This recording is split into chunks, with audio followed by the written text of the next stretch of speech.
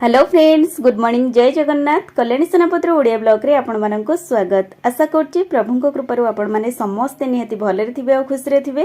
Friends, चलंतु start करबा आज रे गोटे फ्रेश ब्लॉग। आज वीडियोटी बहुत सुंदर होबार अछि, काहेकि ना वीडियो माध्यम रे बहुत किछि नुवा नुवा टिप्स और ट्रिक रहिछि जहा आपण मानक डेली लाइफ रे बहुत यूजफुल रहइबो। तेणु आपण मानक गोटे रिक्वेस्ट, वीडियोटी को आपण माने बिल्कुल भी स्किप करंतु नाही, नचेत एमति सब दरकारी टिप्स को मिस करि नेबे। तेबे चलंतु फ्रेंड्स, और लेट न करी सेमति किछि नुवा नुवा टिप्स को नै देखिनबा आज रे सुंदर वीडियोटी को।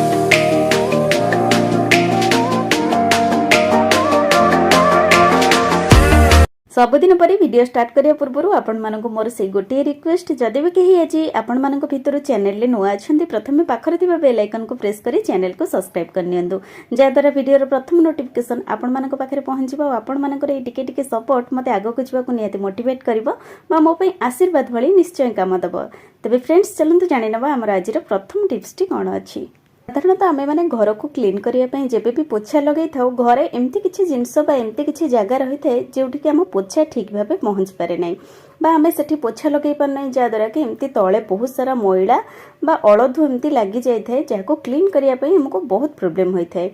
तो सेथिपाई खास करी आज गोटे छोट टिप्स टे, जेबे भी आपण माने तळे पोछा लगाउछंती तो एमती किछि जिंस बा जो जगह आपण मानक हाथ पहुंची पारु नै, आपण माने से जगह गोटे ओदा सॉक्स को एमती हैंगर रे लगे नियंतु।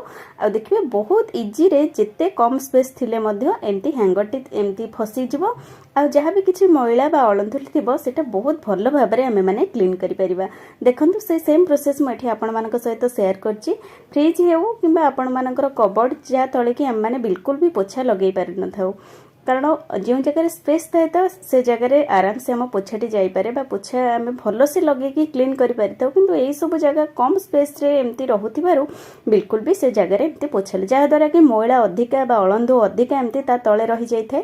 तो आपण माने एही प्रोसेस को अप्लाई करी से जगह एमती अळंधु बा जहा भी किछि मैला थिबो बाहर करि परिबे। आशा करछि टिप्स आपण मानक पई निहाती हेल्पफुल रहइबो। तो माने साधारणतः प्रत्येक दिन बा प्रत्येक घरे आमे माने रोटी बनेबा पई सर्वप्रथम हमको बेलना काठी बा बेलना पीढ़ा आवश्यकता पड़ी थाए, किंतु आमे माने रोटी बनै सारिबा परे दुईटी जिनिस को क्लीन करके रखि थाउ। पुणी नेक्स्ट टाइम जेबे हमर रोटी बनेबार आवश्यकता पड़ी थाए हम माने यूज करि थाउ, किंतु होल टाइम बा पूरा टाइम आमे माने बेलना काठी बेलना पीढ़ा को एमती खोला छाड़ी दै थाउ किचन रे। एमती खोला रखिबा द्वारा देखिबे असरपा झिटिपिटी विभिन्न प्रकार पोको आम बेलना काठी बा बेलना पीढ़ा ऊपर एमती चढ़ी थांती, जा द्वारा कि आमे माने सेही काठी बा सेही पीढ़ा रे जदि यूज करी रोटी बनाउचे जहा कि हम स्वास्थ्य पई संपूर्ण भाबे अनहेल्दी होई थाए। तो सेतिपई आज गोटे छोट प्रयास, आमे माने शावर कैप को जदि आपण मानकर अछि तो आपण माने यूज करि परिबे, नचेत आपण माने गोटे पॉलिथिन को एमती कभर करिकरी बेलना काठी बा बेलना पीढ़ा को एमती रखि नियंतु। शावर कैप एठी यूज कले आपण मानक पई बहुत बेटर रहइबो, काहे कि ना पॉलिथिन जदि आमे माने यूज करूचे पॉलिथिन को हमको गंठी पके की यूज करी एकदम टाइट भाबे रखिया पड़िबो। जेहेतु शावर कैप टी एटा इलास्टिक अछि तो एठी देखंतो स्ट्रेचेबल आपण माने जेउ भली भाबे आपण माने जदि गुडे की एमती रखि देबे देखिबे एकदम टाइट रे एटा गुडे ही की रहिबो, बिल्कुल भी भीतर को कोनोसी पोको जाई परिबे नाही बा असरपा चढ़िले मध्य आपण माने को धोइबा पई बारंबार पड़िबो नाही। आपण माने निहाती भाबे टिप्स टी को अप्लाई करंतु, आपण मानक स्वास्थ्य पई उपयोगी रहिबो। एबे चलंतु जानिबा आ गोटे सुंदर टिप्स। तो माने साधारणतः आम माने घर को जब भी किसी ड्राई फ्रूट आनी था जदि एमती बड़का किसी रही जाए तो आम माने फ्रिज रे ताको स्टोर कर दे थाउ। फ्रिज रे स्टोर करले मध्य ड्राई फ्रूट हमर जल्दी मध्य एमती खराब हो जबार संभावना थाए, किंबा एमती तेल धरी जाई थाए जहा फल कि बेसी दिन रही न थाए। किंतु आज आपण माने गोटे सुंदर टिप्स कहिबे जा माध्यम रे आपण मानकर ड्राई फ्रूट आपण माने वर्ष वर्ष धरि यूज करि परिबे, बिल्कुल भी खराब हेबे नै। प्रथमत आपण माने ड्राई फ्रूट को जेबे भी स्टोर करजंती, स्टोर करिया समय रे गोटे स्पून पाखापाखि चीनी ता सहित ऐड करि नियंतु। आ जे कंटेनर रे स्टोर करूचंती कंटेनर टी एकदम ड्राई रहितबा दरकार, बिल्कुल भी ओदा जेमती न रहितबो। तो एमिति आपण माने फ्रिज रे स्टोर करी वर्ष वर्ष पर्यंत आपण मानको ड्राई फ्रूट को यूज करि परिबे, देखिबे बिल्कुल खराब हेबा नै बा मॉइस्चर आसीबा नै। आशा करछि टिप्स आपण मानको निहाती हेल्पफुल रहिबो। एबे चलंतु जानिबा आ गोटे सुंदर टिप्स। साधारणतः आमे माने बाथरूम रे जेबे भी साबुन यूज करि थाउ देखिथिबे लास्ट पीस साबुन बा बळका साबुन चाहे एमती किछि रहि जाय जी साबुन केस रे पानी धरिबा फल रे जल्दी एमती मेल्ट हो जाए, जहा फल कि ए साबुन को यूज करिया पई केही भी पसंद करंती नहीं। किंतु आज ए साबुन वेस्ट साबुन को आमे माने गोटे सुंदर भाबरे रीयूज करिबा, जहा कि हमर बहुत दरकारी जिंस रे आसीबो। प्रथमतः आमे गोटे टिश्यू पेपर नबा, जदि आपण मानक पाखे टिश्यू पेपर नै एठी आपण माने नॉर्मल पेपर मध्ये यूज करि परिबे। तो एठी देखंतु से पेपर को आम एमती छोट छोट टुकुरे काटि नवा। तो एमती पीस भाव में काटिले आमको यूज करने बहुत इजी हम। एबे देखंतु एई भली प्रोसेस रे आपण माने पेपर टी को काटि नेबे। एबे गोटे पुरुडा टूथब्रश सहायता रे आमे माने सेई मेल्ट हे जिबा साबुन को एमती ता ऊपर गोटे लेयर दे दबा। एमती सब पेपर रे आमे टिके टिके साबुन नो लेयर देई आको आपण माने खरा रे 5 मिनिट पई एमती छाडी दियंतु सुखिबा पई। नचेत आपण माने फैन तळे मध्ये एमती 5 रु 7 मिनिट छाडी दियंतु जेमती कि साबुन टी हमर एकदम सुखि जिवो। एबे देखंतु आमे माने बिना खर्च रे बा वेस्ट साबुन ने एटी पेपर सोप बनै परले।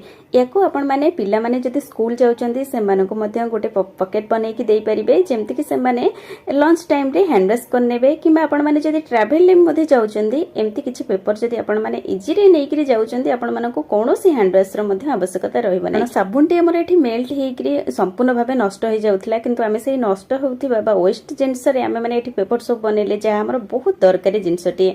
तो ये देखो हल्का भाव आपन खाली टिके ओदा कर ने हाथ को आउ ये पेपर सोप को यूज करने फल आपण मान हाथ संपूर्ण भाव क्लीन हो।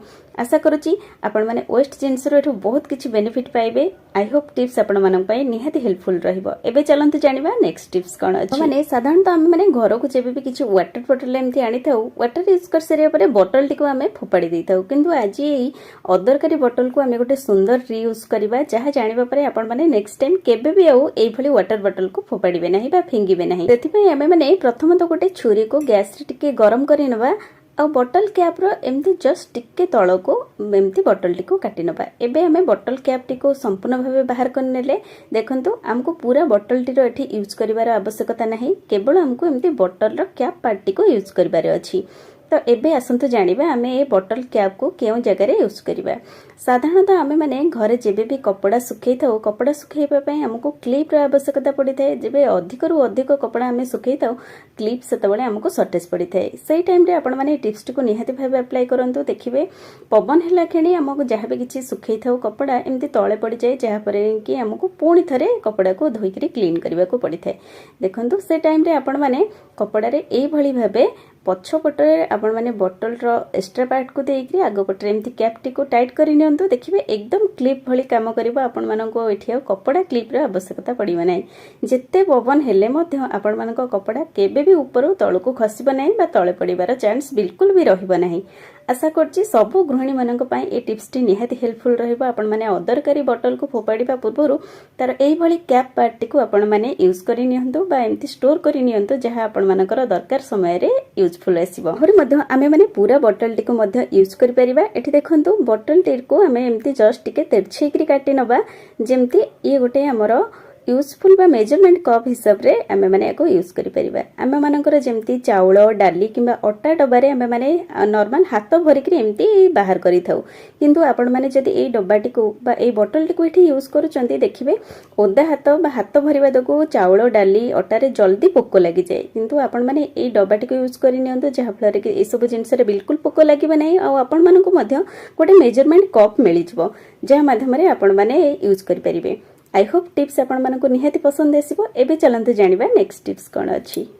सांग माने साधारणतः आमे माने जेबे भी कोनोसी बाउल भितरे क्षीर दही किबा जे कोनोसी तरल जिंस एमती आमे गोळै थाउ देखिथिबे छोटो चामच टे जदि छोटो जगह भितरे आमे गोरौचे तो सेटा एमती टेकी हिकी रहि थाए किंतु जदि बड़ो जगह रे बा बड़ो कोनोसी बड़ो स्पेस रे एमती आमे जे कोनोसी जिंस को एमती फेंटुचे चामच को देखिबे चामच को आमे एमती जेते साइड रे रखिले मते चामच टी पूरा भाबे एमती डीप हे जाय पानी हेउ दही हेउ ए सब भाबे जा भले कि हमको हाथ भोड़ी करी पुण थरे चामच टी को बाहर करबा को पड़ी थाए। तो सेथिपाई खास करी आज गोटे छोट टिप्स जहाँ सब लेडीज मानक पई बा गृहिणी मानक पई निहाती यूजफुल बा हेल्पफुल रहिबो।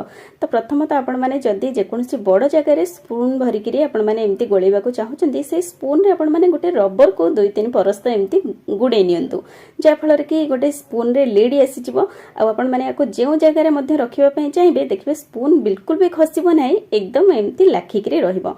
तो आपण माने बहुत इजी रे याको यूज करि परिबे आ आपण माननकु एमती से जिंस भितरो क्षीर दही जहाँ भी किसी गोलौचंदी हाथ भरिक एमती चामच को काढ़िबा पई पड़िबो नाही। आशा करछि छोट टिप्स निहाती आपण मानक किचन हेल्पफुल रहिबो। एबे सांग माने आजिर ए छोट छोट टिप्स माध्यम रे जदि आपण मानक वीडियोटी पसंद आछि वीडियोटी को लाइक शेयर सहित भलो कमेंट दियंतु चैनल ले नथिले चैनल को सब्सक्राइब करंतु पुणी देखा हबो किछि नवा नवा टिप्स सहित नेक्स्ट वीडियो रे रहउछि बाय।